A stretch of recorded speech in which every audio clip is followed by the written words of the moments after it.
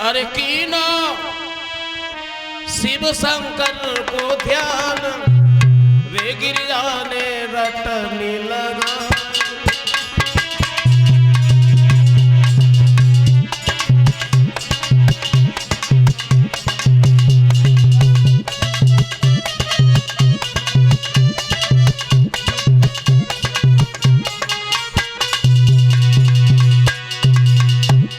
भोले बाबा के नाम की तपस्या करने लगी है गिरिजा। भोले बाबा के नाम की तपस्या की है गिरिजा।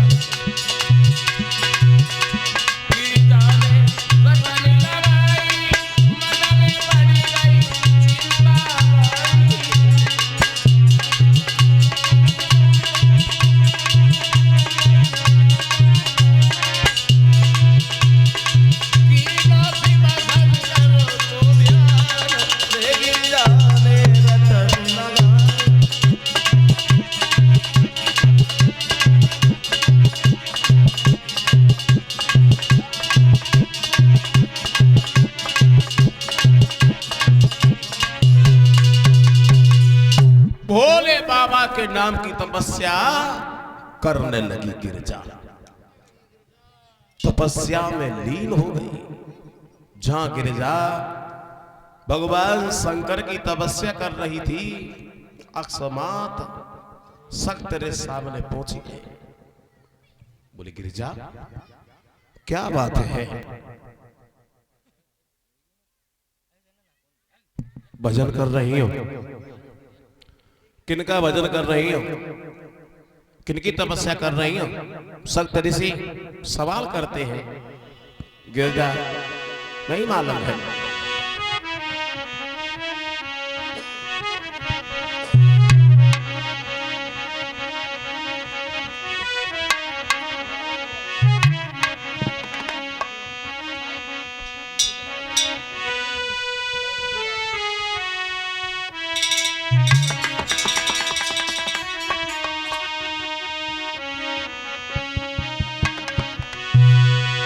समझा रहे हैं सब तरह से।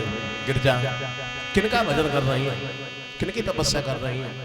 नहीं मालूम है।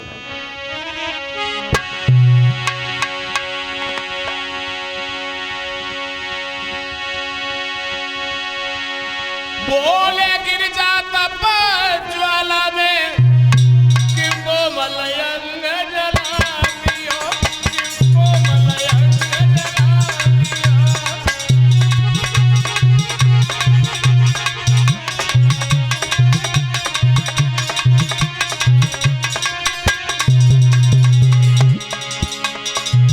समझा रहे हैं शक्कर से गिरिजा क्या कारण है? धूप में तपस्या कर रही हो? किनकी तपस्या कर रही हो? कौन से देवता की माला जप रही हो? सवाल करते हैं शक्कर से। गिरिजा नहीं मालूम।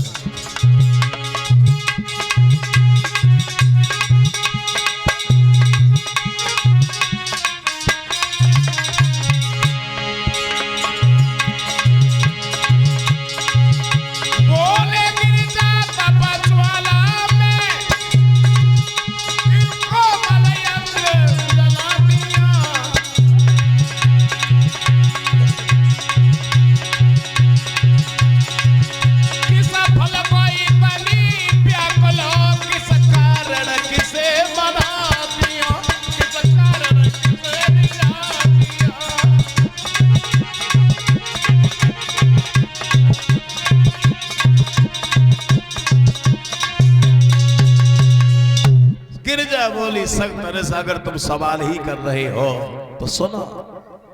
मैं भोले बाबा के नाम की तपस्या कर रहे हैं, भोले बाबा का भजन कर रहे हैं, और हम शादी करेंगे तो सिर्फ भोले बाबा के ही साथ में शादी करेंगे।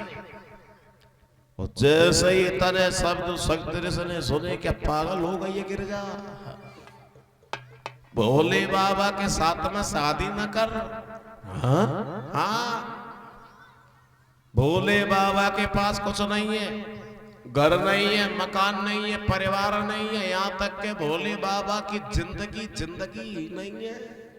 भोले बाबा खूब अजी गए तो महीना डेढ़ महीना मानो गिरिजा, तुम भोले बाबा के साथ में शादी न करो। भोले बाबा के पास कि घर बार नहीं है, परिवार नहीं, और गांव में बड़ाइयां वो भी नहीं, जाके ना समाधि लगाए लई, तेरी बात बुझाइया कोई नहीं।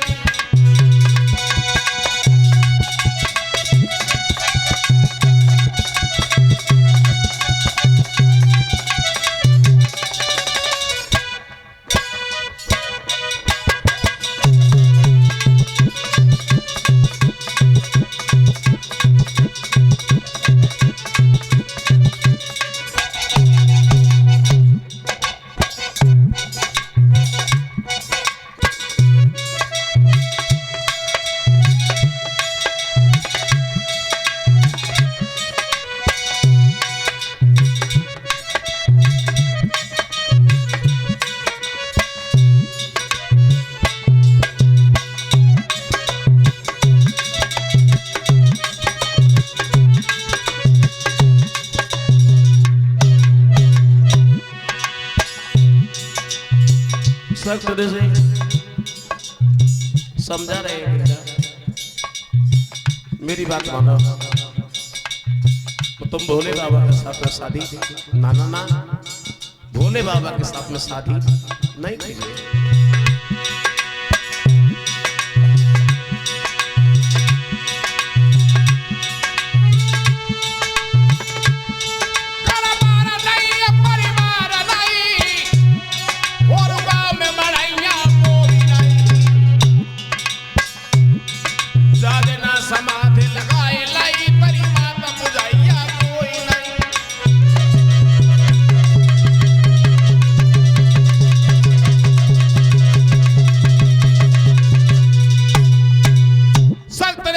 समझा रहे मानो गिरजा, तुम भोले बाबा के साथ में शादी न करो।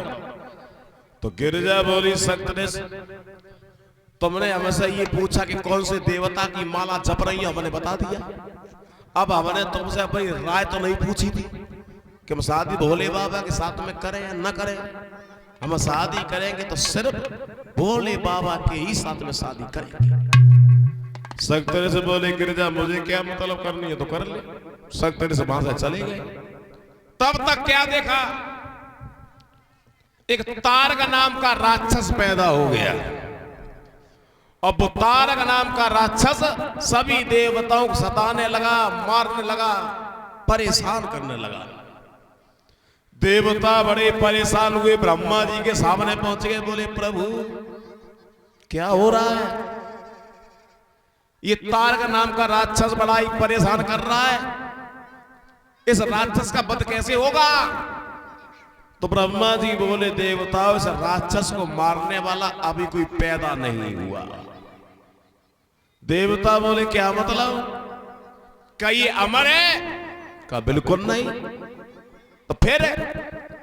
तो ब्रह्मा जी बोले, सुनो देवताओं, भोले बाबा के पुत्र से इस तारक नाम के राक्षस का वध होगा। देवता बोले, अभी तो भोले बाबा समाधि में लीन है, उनकी समाधि खुले, शादी हो, तब कहीं पुत्र हो, तब इस राक्षस का वध हो। ऐसी तो बड़ी देरी लगेगी ना रहते। क्या किया जाए? इसके अलावा कोई और उपाय? ब्रह्मा जी बोले, देवता इसके अलावा कोई और उपाय नहीं है। कहा भोले बाबा की समाधि खुलवाने के लिए कौन जाएगा? कामदेव बोला, हम जाएंगे। हम जवाहरलाल के पीछे बैठा रहा हूं।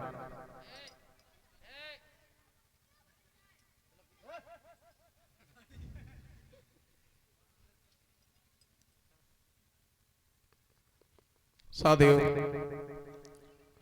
कामदेव अपनी पत्नी रति को साथ लेकर के भोले बाबा की समाधि खुलवाने के लिए चला है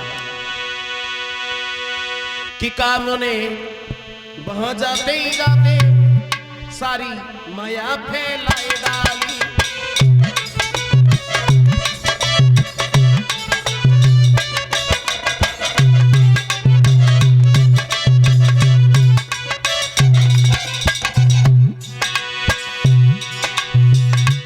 कामदेव अपनी पत्नी रति को साथ लेकर के भोले बाबा की समाधि खुलवाने के लिए चला। अब कामदेव अपनी एड़ी से चोटी तक की ताकत लगाने लगा, लेकिन भोले बाबा की समाधि नहीं खुलवा सका। कामदेव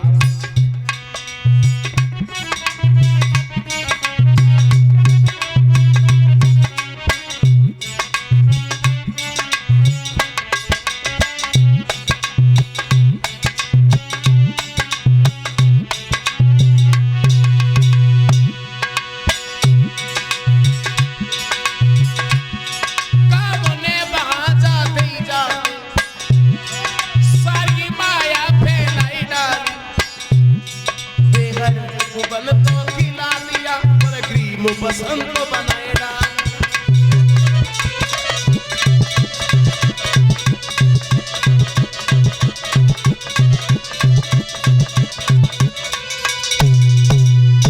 कामदेव एड़ी से चोटी तक की ताकत लगाने लगा, लेकिन भोले बाबा की समाधि नहीं खुलवा सका।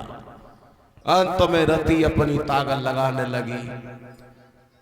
अंत में जैसे ही भोले बाबा की समाधि खुली, दो नेत्रों के साथ भोले बाबा का वो तीसरा नेत्र भी खुल गया।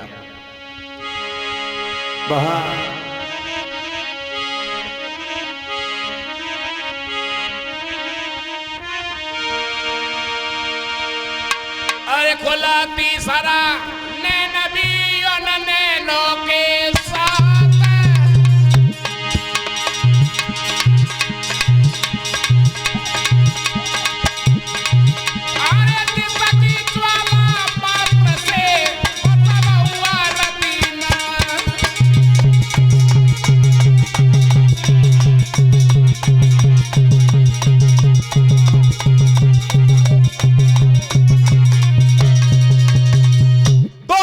के साथ भोले बाबा का वो तीसरा नेत्र भी खुल गया। उस तीसरे नेत्र से वो कामदेव जो था ये जल करके भस्म हो गया। रति ये भोले बाबा के पैरों पे गिर पड़ी का प्रभु ये तुमने क्या किया? तुमने तो मेरी जिंदगी ही बर्बाद कर दी। भोले बाबा रति को समझा रहे हैं, वरदान देते हैं कि रति चिंता नहीं करो, हम तुम्हें वरदान दे रहे हैं, अंत में तुम्हारे पति से भेंट अवश्य होगी। इधर भोले बाबा के सामने सभी देवता पहुंच गए। दोनों हाथ जोड़ेगा, प्रभु अपने क्रोध को शांत करो। देवताओं के कहने पर भोले बाबा ने अपने क्रोध को शांत किया है। तो देवता बोले, प्रभु बोलो, जब से सती जी खत्म हुई है ना, तब से तुमने शादी का तो नाम ही नहीं लिया है, अपनी शादी कर लो। तो भोले बाबा बोले, देवताओं क्या पागल हो गए हो? भला मेरे साथ में शादी कौन करेगा? संतर से बोले, प्रभु राजा हिमांचल की लड़की गिरिजा वो तुम्हारा भजन कर रही है, तुम्हारी तपस्या कर रही है, वो शादी करेगी तो तुम्हारे साथ में, उसके साथ में शादी कीजिए। भोले बाबा ने बात सोची क्यों ऐसा तो ना का धोखा सही नाम निकलेगा। पूछ गया तो संतर से फिर से चले, पहुंच गए गिरिजा के सामने। का गिरिजा अब भी मान ले कुछ नहीं बिगड़ा, भोले बाबा के साथ में शादी न कर। भोले बाबा के क्रोध से वो कामदेव जल करके भस्म हो गया। हाँ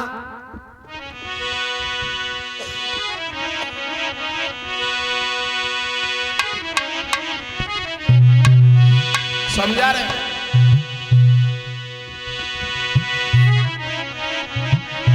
गिरजा नहीं माना। गिरजा हम पहले जानते थे और क्यों नाक नाच नचा दिया।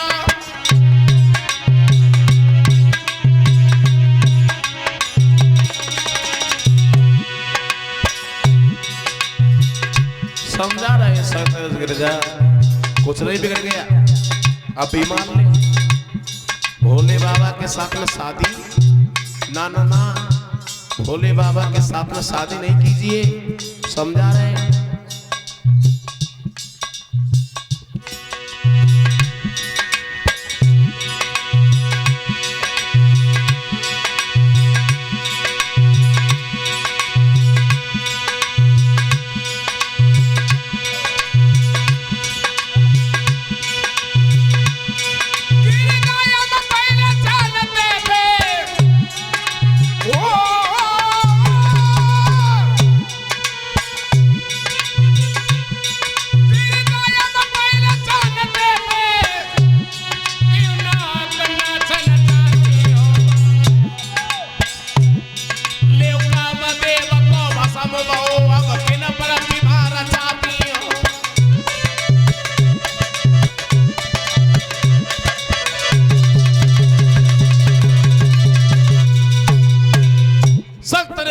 रहे गिर जाओ मानो।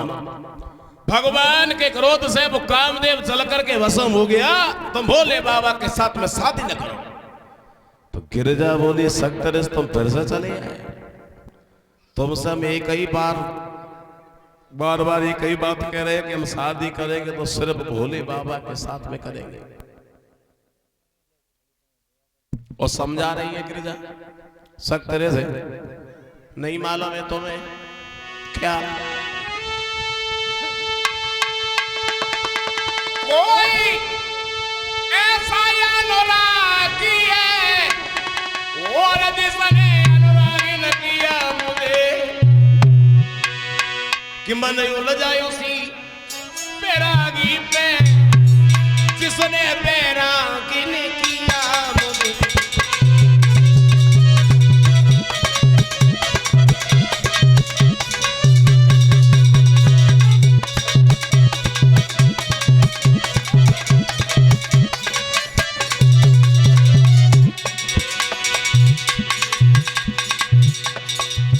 समझा रही है गिरिजा सक्तरिस, हम शादी भोले बाबा के ही साथ में करेंगे।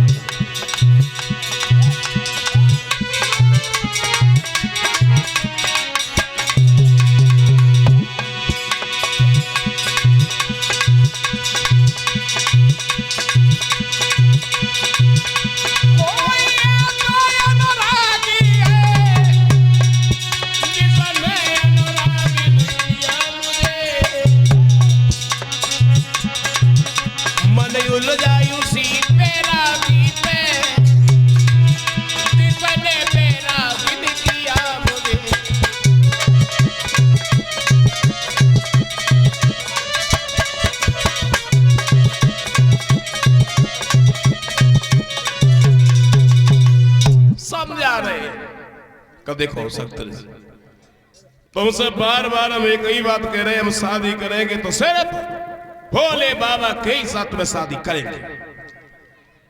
सक्तरिस बोले गिरजा तो तुम घर लौट जाओ, क्योंकि भोले बाबा ने मुझे भेजा है। उन्होंने कहा था पूछ के आओ शादी करेगी या नहीं करेगी।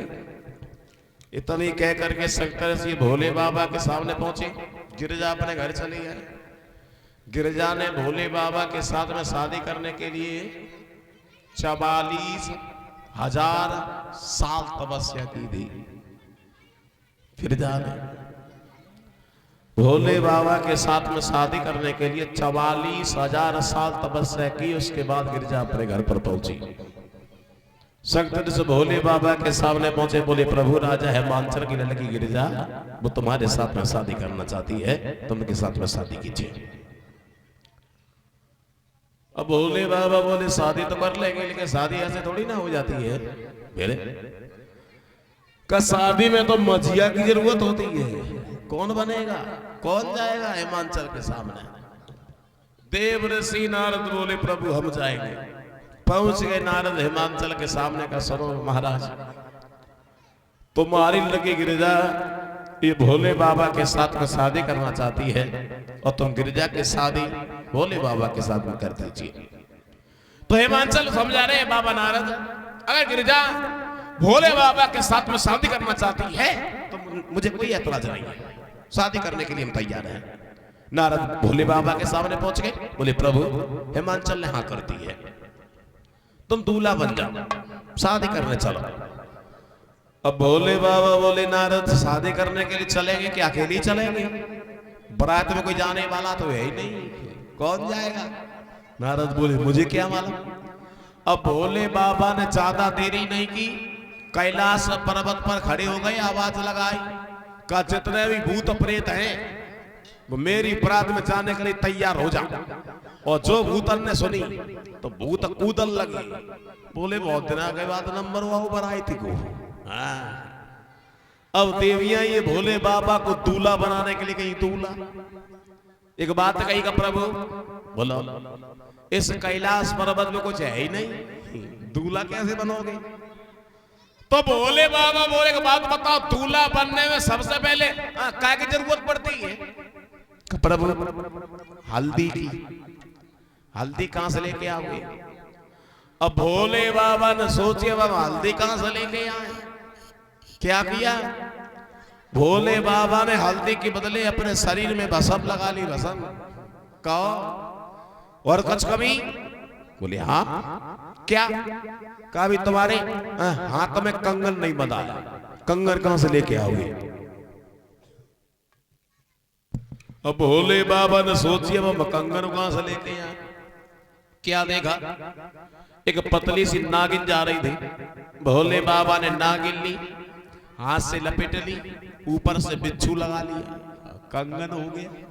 कहो और कुछ कमी? बोले यार क्या?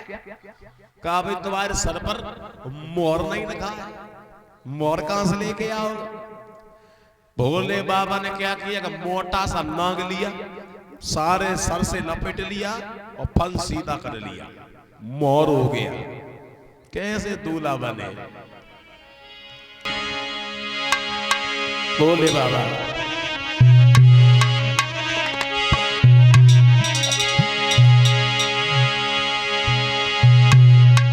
अरे नागिनिया सुगर कंगनिया चलो की छटा निराली है,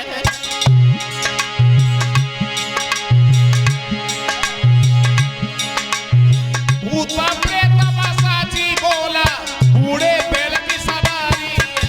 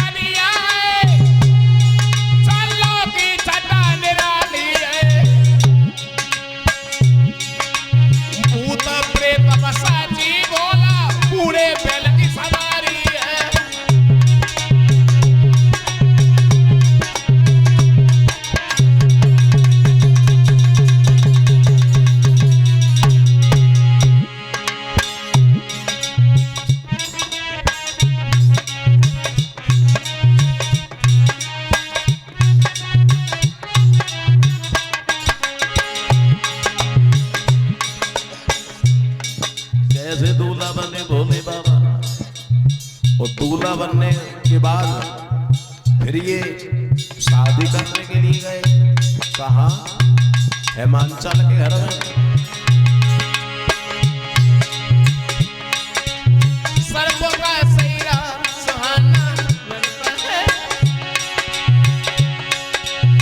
भूतों का तो तेल निभाना लगता है।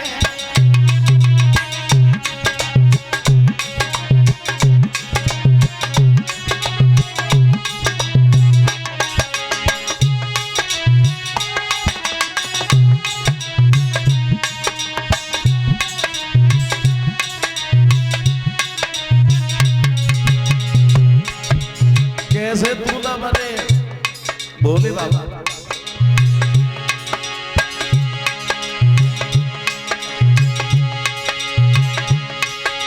हाथ में त्रिशूल सोवे, पाँव में पायल, शीश पे चंद्रमा सोवे, गंगा जी ऊपर।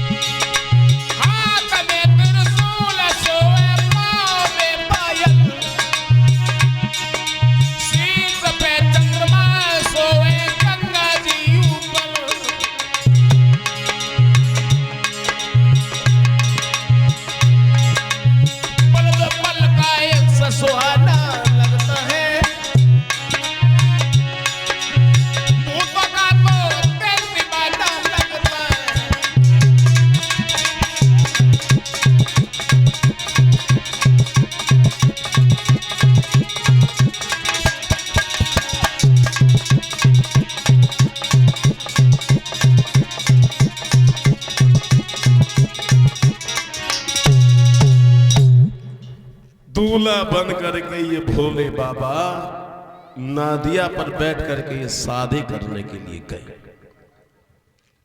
और जितने भी भूत प्रेत जो थे ये पीछे को शोर मचाते हुए जा रहे हैं। जैसे ही भोले बाबा पीछे को मोह करते भूत सब शांत हो जाते हैं। आगे को मोह किया तो भूत फिर कूदन लगे। भोले बाबा ने बात सोची ऐसे नहीं मानेंगे। अब भोले बाबा ये नादिया पर आगे को मोह करे बैठे थे, अब पीछे को मोह करके बैठ गए। अब तो और अच्छे लगन लगे। पहुंच गए हिमांचल के घर में। बच्चों ने देखा तो ये भागे का देख करके आए कि बाराती लोग कैसे आए।